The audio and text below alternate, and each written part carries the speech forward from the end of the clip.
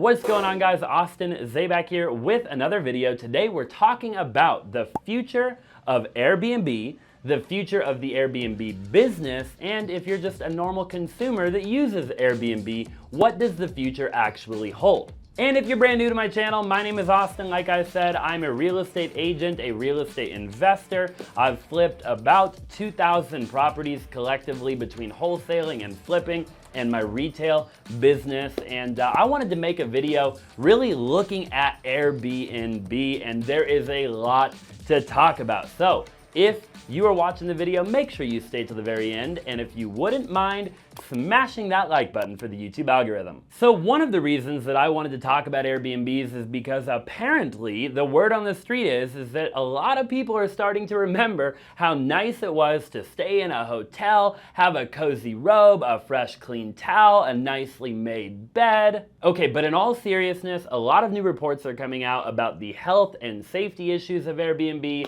about the chore list of all of the different owners on Airbnb, the cost of fees, and the experience overall for the consumer with Airbnb. Fees that, as I'm sure you can relate to, sometimes can be more than the actual cost of the stay at your Airbnb, and all of the complaints because many hosts are apparently really bad at customer service. According to Bloomberg, Airbnb spends an average of $50 million a year on payouts to hosts and guests who have had negative experiences. This headline from 2 weeks ago tells of an Airbnb guest that said they received threatening messages from their host after leaving a 4-star review. This Philadelphia woman claimed that her and a friend recently stayed in an Airbnb in Philadelphia with over 10 hidden cameras all over the house.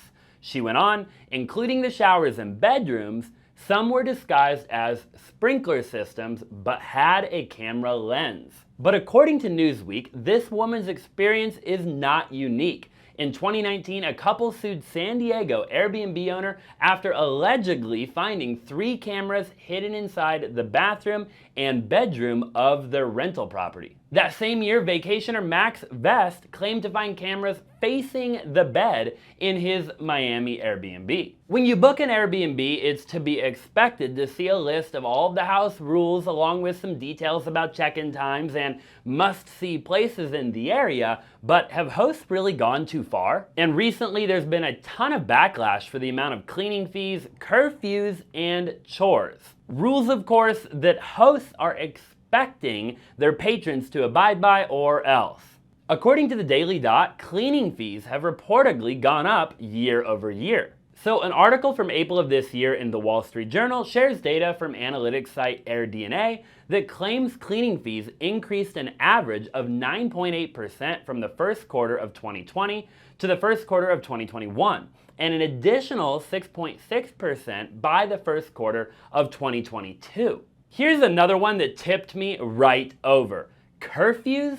This Reddit user said she was never given a key and was expected to be home at 10 p.m. Remember the days when Grandpa and Grandma had a quaint home, had an extra bedroom, and opened up their home to make a few extra dollars? Well, those days are apparently gone. Nowadays, your Airbnb host could very well be an investor, a developer, and they're running it like a business, like a hotel, and you're simply just another number to them. As of February of 2022, it's been reported that there are over 4 million Airbnb hosts, which makes sense as to why they cannot maintain their customer service. I mean, how can a company manage 4 million people? And I'll bet you didn't know, but Airbnb actually does not have their own customer service. They actually subcontract an independent group called Arise Virtual Solutions. And here's what's even crazier. If you want to work at Arise, you would buy all of your own equipment, pay for your background check, pay for your own training, and then you'll be able to sign up for hours and work with your assigned company. According to John Meyer, former Arise CEO, the biggest benefit that Arise provides is to help companies squeeze wastage out of a typical workday.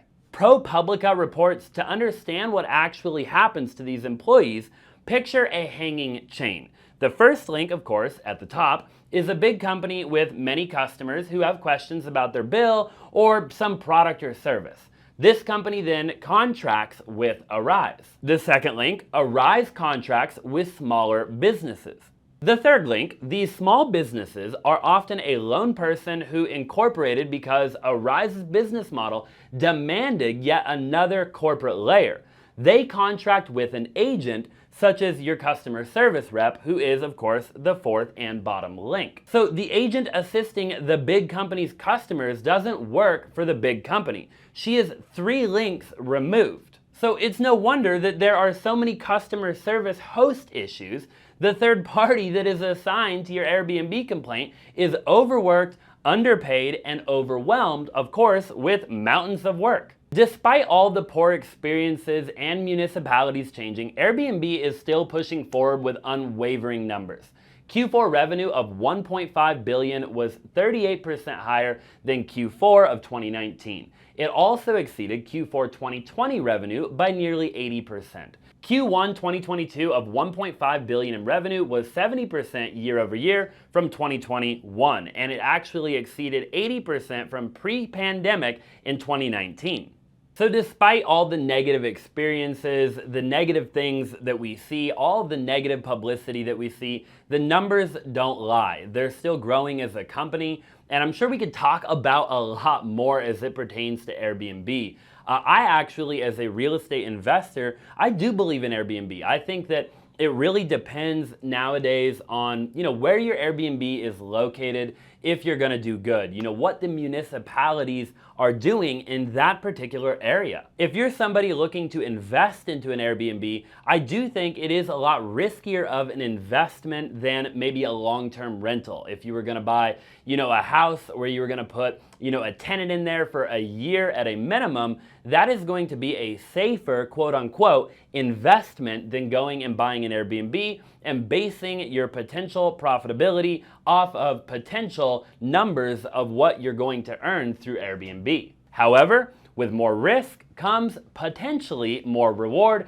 but it could also come with more headache. I personally know people that bought an Airbnb in the wrong neighborhood and their neighbors basically shut it down by leaving a bunch of horrible reviews and basically doing anything in their power to get rid of the Airbnb next door. And I know other people that have not had a single problem with their Airbnb. So again, it really is going to depend on where the location is of that particular Airbnb. If you're a consumer, then I think a lot of it comes down to, what Airbnb property am I gonna stay at? Do they have good reviews?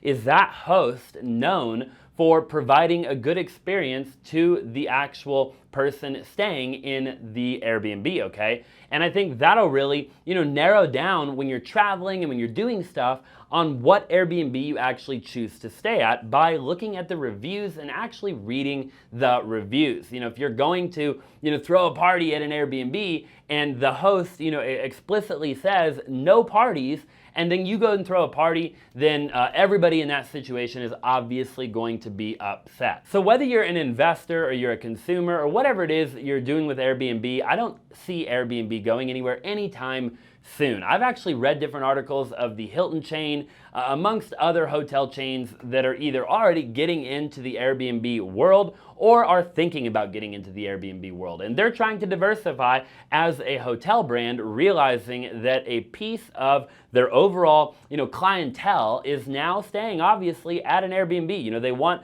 the privacy of an Airbnb or whatever it might be. So again, the company's not going anywhere, but I think it is important that, again, if you're investing or whatever it is that you're doing, that you do your own research, right? So you don't end up a part of what we're obviously talking about here today, which is a bunch of bad publicity and a bunch of just bad stuff that we don't want to be a part of. So I hope you enjoyed the video. I hope you got value from the video. I personally will be investing into Airbnb in the future. I'm looking forward to it. I own multiple long-term rental properties right now, but I do see the value of Airbnb and the amount of profit that you could actually make, okay?